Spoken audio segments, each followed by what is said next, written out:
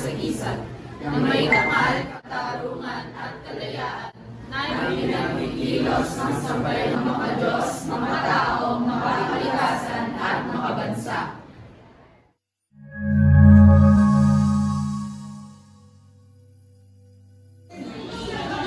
Wait, on the way, ulong, on the water. Uy,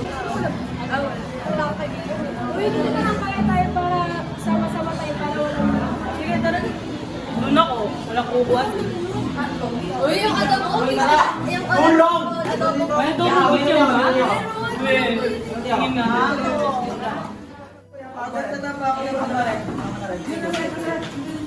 Uy, patay na. Hoy! Ano ba? Ingay-ingay niyo, magdadasal kami. Oo nga, kasi sa magdadasal kayo, bago kumain, kasi muna niyo pa ito sa cellphone niyo. Uy guys, bago tayo kumain, mag-pray muna tayo. Lord, thank you po sa food po namin ngayon. I bless you po. In Jesus' name we pray. Taka lang, bakit hindi kayo nag-sign of the cross bago at saka pagkatapos kumain? Since hindi tayo faith of religion, hindi kami naniniwala sa cross. Sing, ganun sa religion na. Oo, pero kahit iba-iba religion natin, dapat respetuhin pa rin natin ang bawat isa. Hindi lang naman dapat tayo yung respetuhin natin. Dapat pati yung paniniwala nila and your religion. Siyempre, dapat lagi tayo manalangin and magbukti.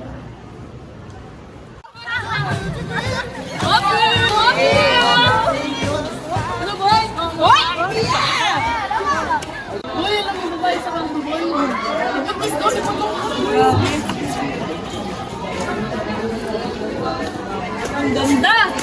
Hindi mo na yan, bay! Bay, sigurado ka na ba dyan? Hindi ko nga sure eh. Dami ko pasok sa isip mo. Kasi, boy, kumalaya ang lamunin ko. Tama na.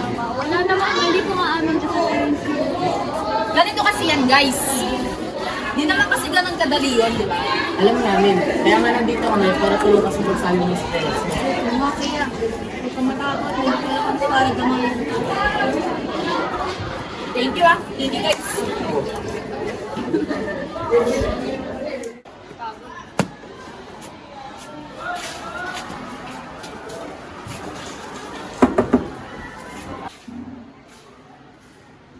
Mapa, ano po?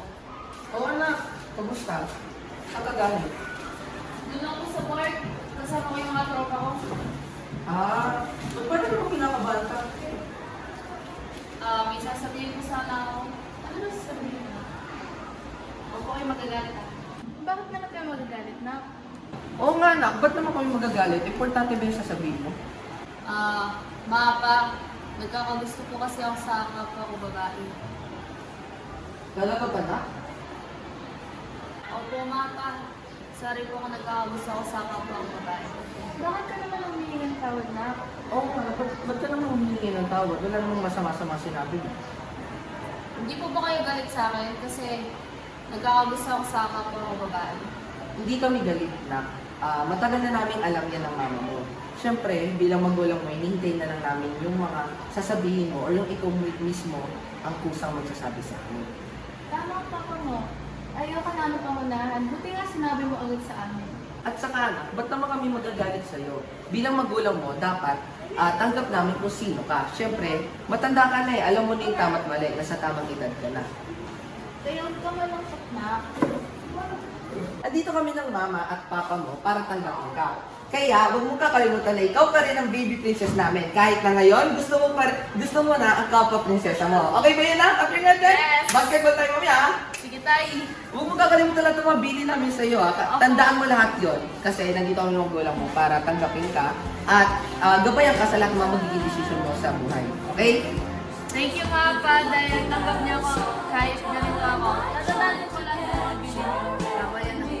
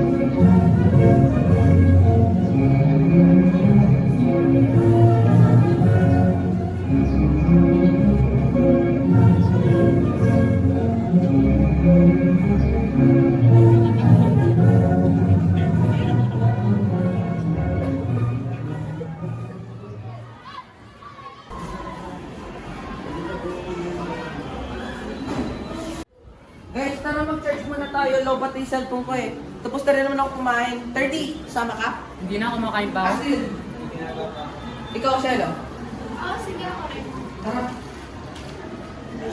Madami naman tong extension na to. Riley, sama ka? Tara, laro tayo.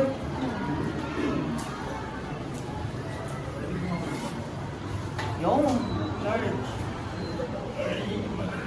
Game tayo mamaya. Ang init naman. Talyo, pwede bang pakiabot yung blower tsaka pasaksak na rin?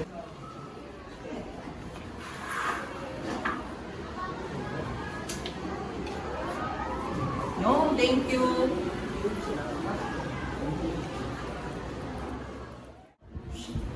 Ang init nga, sa sobrang init parang niluluto na ako. Pwede mag-blower? Sige lang. Mag-on ka na, Riley. Sige na tayo. Wala pa naman sa iyo. Riley, naglalaro ah. Sali ako next game. Magkiki-church din pala ako. Sali ka, Ben? Sige. Mag-on ka na. Next game.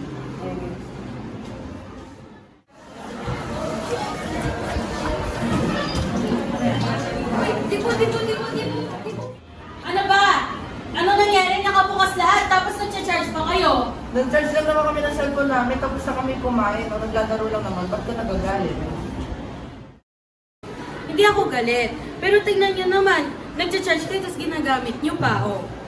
Kayo mali nun. Yun nga dapat yung sasabihin ko kaso pinangunahan nila yung gusto nila. Tsaka ang init kasi galyo, kaya pinabukas na rin namin yung blower. Saka wala namang ginagawa sa mga sir. Nakablower lang kami sa mga church. Oo nga, ano bang masama sa pag-charge? Ang init-init na pa lang, kaya nag-blower na rin kami. Wala namang masama doon. Pero mali kasi yung ginagawa nyo. Tignan nyo, nag-charge kayo, ginagamit nyo. Yung mga blower, pwedeng isa o dalawa lang naman nakabukas, 5 lang kayo gumagamit. Oh, kaya nga nag-public tayo, di ba? Hindi naman tayo nagbabayad ng kuryente, yung school yung nagbabayad. Dapat marunong kayo magtipid para sa ekonomiya natin mas gumanda. Oo nga, tama si Sayan, dapat tayo mag-depend. Hindi naman kasi sa ating tumulong na to, tsaka parang din sa ating yung ina-advise nyo. Kaya dapat natin tagal itong mga charge na to, at sabay na lang tayo mag-charge. Last time na lang tayo magtaro ah.